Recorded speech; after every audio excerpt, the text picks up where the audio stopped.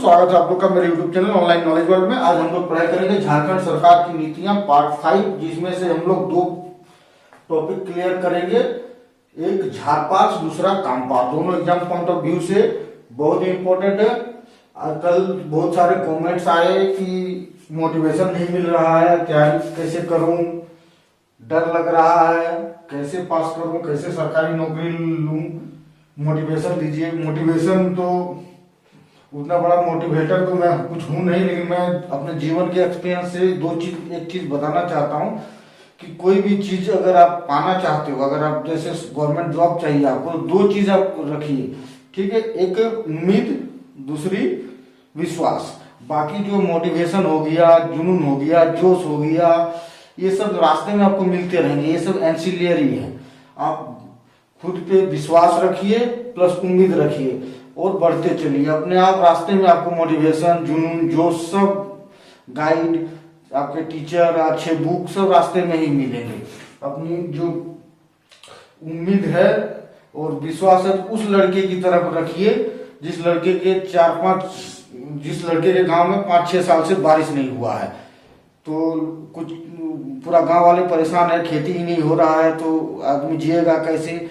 तो कोई एक सिद्ध पुरुष ने बताया कि इंद्रदेव नाराज है और क्या बोलते उसको बगल वाले पहाड़ में जाके पूजा करो, हवन करो, यज्ञ करो, और इंद्रदेव अगर खुश हो जाएगा तो निश्चित ही तुरंत बारिश होने लगेगा। तो गांव वाले सब तैयार, सबको उम्मीद हो गई कि भाई वहां जाऊंगा तो पूजा अर्चना करूंगा तो बारिश होगी। तो गांव वाले सब कोई बेलपत्र, कोई पूजा की अगरबत्ती, कोई दूध, ये सब ले जाके पूजा करने के लिए चले गए। जो जितने भी लोग गए सब उम्मीद से गए, मगर उसमें से एक लड़का क्या है, दूध भी लेके गया, बेलपत्र भी लेके गया, प्लस छाता भी लेके गया। तो यही है कि इसको कहते हैं विश्वास। इसके पास दूध बेलपत्र अगर ले जाने का जो सिंबल है वो है इसका उम्मीद, और जो छाता लेके गया कि विश्वास, कि पक्का बारिश होगा ही होगा। तो इस बच्चे की तरह उम्मीद और विश्वास रखिए, पूरी तरह से क्लियर हो जाएगा आपको गवर्नमेंट जॉब या कोई भी चीज। दुनिया में सिर्फ गवर्नमेंट जॉब जीने का सिर्फ एकमात्र तरीका नहीं है, एक तरीका है। इसके अलावा कहीं भी आप आराम से जिंदगी जी सकते हो। चलिए पढ़ाई कर सकते हैं। पढ़ाई करते हैं हम लोग झारपास और कामपास के बारे में, ठीक है। देखिए झारपास सबने नाम सुना होगा कि झारखंड के जो अर्बन एरिया में, शहरी एरिया में जो पार्क्स है उसको रक्षा करने के लिए, उसको सुंदर बनाने के लिए इस परियोजना की शुरू किया गया है। ये परियोजना शुरू किया गया था कब? 2015 में घोषणा हुआ था इसका, ठीक है। ये है झारपास। इसका मेन उद्देश्य है जो शहरी इलाके में जो भी पार्क बने हुए हैं, अच्छे अच्छे पार्क बने गए हैं, उसको सुरक्षा प्रदान करना, सफाई करना, ये सब चीजों से पार्क को बेहतरीन करने के लिए झारपास पॉलिसी लाया गया। ये कब आया? 2015 में। ये आपको याद रखना पड़ेगा।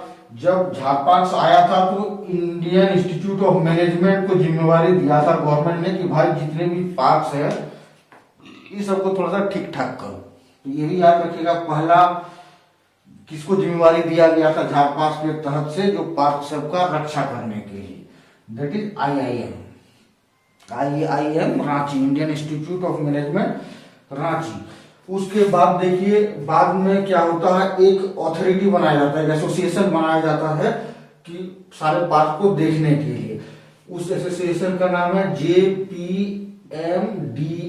वेरी वेरी इंपॉर्टेंट, इसका फुल फॉर्म बहुत ही इंपॉर्टेंट है, ठीक है। JPMDA फुल फॉर्म जरूर याद रखिएगा।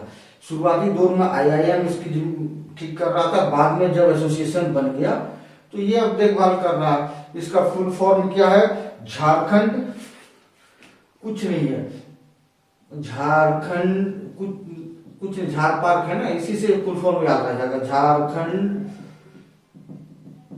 पार्क। देखिए झारखंड पार्क एंड से मैनेजमेंट एंड डेवलपमेंट एसोसिएशन, ठीक है। ये है इसका फुल फॉर्म, ठीक है, एसोसिएशन है या अथॉरिटी है, ये जरा आप लोग गूगल में देख लीजिएगा, थोड़ी सी मैं देख नहीं पाया इसको, ठीक है, ये आप देख लीजिएगा। जेपीएमडीए का फुल फॉर्म जरूर याद रखिएगा, बहुत इंपॉर्टेंट क्वेश्चन है ये। इसके बाद जेपीएमडीए, अभी जितने भी पार्क्स की देखभाल करता है कौन है, जेपीएमडीए करता है, ठीक है। अब झार पार्क के तहत से कितने पार्क्स को संरक्षण दिया गया है, तो 10 पार्क्स को संरक्षण दिया गया। वेरी वेरी इंपॉर्टेंट क्वेश्चन कि 10 पार्क्स को कौन कौन है वो 10 पार्क्स, ये आपको जानना जरूरी है। इससे पहले एक चीज वो जान लीजिए, जो इसका सीईओ, पहला सीईओ कौन है, वो दीपक सिंह है, ये आईएफएस ऑफिसर दीपक सिंह, इसको बनाया गया पहला सीईओ, ठीक है, अभी भी यही है। तो ये एग्जाम्स के पॉइंट ऑफ व्यू से आपको याद भी रख सकते हो इसे। तो ये 10 पार्क जो झार पार्क के तहत संरक्षित है, वो 10 पार्क का नाम याद रखना बहुत जरूरी है। वो नाम भी याद रखना जरूरी है, पहले प्लस एक दूसरे साइड से आपको वो पार्क है कहाँ, ये भी याद रखना आपको जरूरी है। तो देखिए इसमें मैक्सिमम पार्क जो है रांची में है, क्या, बिरसा मुंडा जैविक उद्यान, ठीक है, 10 लिख देता हूं, बिरसा मुंडा जैविक उद्यान, ये कहाँ है, दैट इज इन रांची, ठीक है। सब अभी रांची, 7 आपको रांची में मिलेंगे, बाकी 3 इधर उधर। दूसरा ऑक्सीजन पार्क कहाँ है भाई, ये भी रांची में। तीसरा सिद्धू कान्हू पार्क कहाँ, रांची, कितना सिंपल है, 1 2 3 हो गया रांची का। चौथा दीनदयाल पार्क, ये भी रांची। पांचवा क्या हो गया, अंबेडकर पार्क, ये भी रांची जिला में है, लेकिन रांची से थोड़ा दूर है, अंबेडकर पार्क, ठीक है, ये सिल्ली में है, ठीक है, रांची जिला में ही है मगर थोड़ा सा दूर है। छठा क्या हो गया, श्री कृष्ण पार्क, श्री कृष्ण पार्क। सातवां क्या हो गया, दीनदयाल पार्क, बीजेपी का गवर्नमेंट है तो दीनदयाल पार्क तो होगा ही होगा, ये फिक्स है। तो ये 7 है रांची में। इसमें से देखिएगा, ये सिल्ली याद कर लीजिएगा, सिल्ली रांची जिला में ही है लेकिन रांची शहर से दूर है, ये 7। और 3 क्या है भाई, एक सेम सिद्धू कान्हू पार्क रांची वाला भी है और दुमका वाला भी, ठीक है, दुमका वाला भी इसके अंदर आता है, रांची वाला भी और दुमका वाला भी।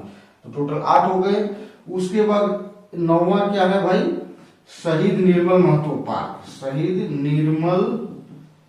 महतो पार्क, निर्मल महतो को आप जानते होंगे, बहुत बड़े लीडर थे जेएमएम के, प्लस आजसू के भी ये लीडर रह चुके हैं जिनकी हत्या हो गई थी, ठीक है। और झारखंड आंदोलन में इसका बहुत योगदान है, मैं इसका क्या बोलता है ये भी बनाऊंगा, व्यक्तित्व परिचय। तो ये वेरी वेरी इंपॉर्टेंट। और ये इससे पहले जो 6th जेपीएससी थी उसमें ये क्वेश्चन आ चुका है, शहीद निर्मल महतो पार्क कहाँ है, ठीक है, तो ये हजारीबाग में है, क्लियर। तो इस हिसाब से ये भी इंपॉर्टेंट है कि ये सब कहाँ है, ये सब याद करना बहुत इंपॉर्टेंट बन जाता है। शहीद निर्मल महतो पार्क। 10वां जो है घोड़ाबांधा पार्क, कहाँ है ये, जमशेदपुर में, ठीक है, जमशेदपुर। ये 10 पार्क तो वेरी वेरी इंपॉर्टेंट, कहाँ है वो भी, और ये 10 पार्क जो झार पार्क के अंदर संरक्षित है, ये भी याद रखना बहुत जरूरी है आप लोगों को। चलिए अब हम लोग चलते हैं क्या, काम्पा के बारे में पढ़ते हैं, ठीक है। काम्पा सबसे पहले सब इंपॉर्टेंट इसका फुल फॉर्म, ठीक है, काम्पा का फुल फॉर्म देखिए, झारखंड काम्पा बोलते हैं इसको, झारखंड काम्पा या जे काम्पा, ठीक है, जे काम्पा। तो इस जे काम्पा का फुल फॉर्म क्या, compensatory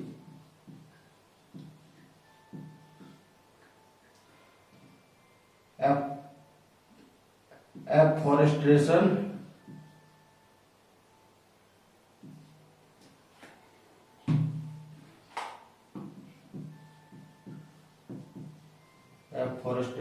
fund, compensatory afforestation fund management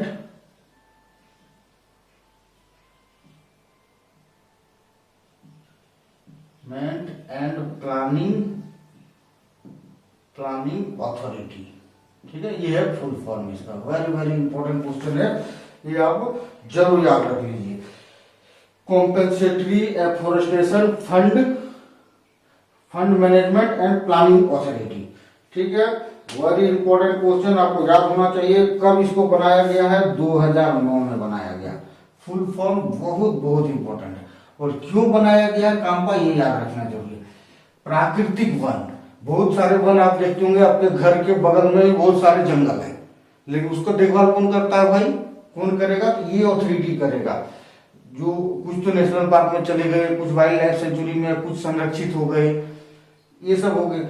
उन लोगों से बाहर जो भी जंगल है, ठीक है, मेरे घर के चारों ओर थोड़ा थोड़ा जंगल है, छोटा छोटा, 1 एकड़ 2 एकड़ 5 एकड़ इस तरह, उस जंगल को देखने के लिए काम्पा बनाया गया है। और एफॉरेस्टेशन का भी काम करता है। एफॉरेस्टेशन मतलब क्या हो गया कि और जंगल लगाना, उसके आसपास और जंगल लगाना, या उस जंगल में पेड़ मर गया तो उसके बदले पेड़ लगा देना। ये afforestation fund management and planning authority planning भी करता है कि किस तरह से 33% होनी चाहिए ना हमारी, क्या ये 33% एरिया में जंगल हो जहां पे है, उसी को सुरक्षित वातावरण माना जाता है, सुरक्षित जगह माना जाता है पर्यावरण संतुलन की दृष्टि से। भारत में 29 से 30 के बीच में है, अभी भी 33 से कम है। झारखंड में बोल रहा हूं, अभी भी झारखंड 33 से कम है। इंडिया तो बहुत कम है, झारखंड तो थोड़ा बहुत अच्छा है, मगर इंडिया लेवल में तो और भी कम है। तो इसका यही काम है कि जो भी जंगल है उसमें एफॉरेस्टेशन कराना, प्लस उसका संरक्षण करना, उसके अगर जंगली जानवर है उस सब का भी ध्यान रखना, प्लस कोई पेड़ ना काट ले, जंगल में आग ना लग जाए, ये सब चीज का मैनेजमेंट करता है ये काम्पा। तो दोनों आपको जानना बहुत जरूरी है। थैंक यू दोस्तों।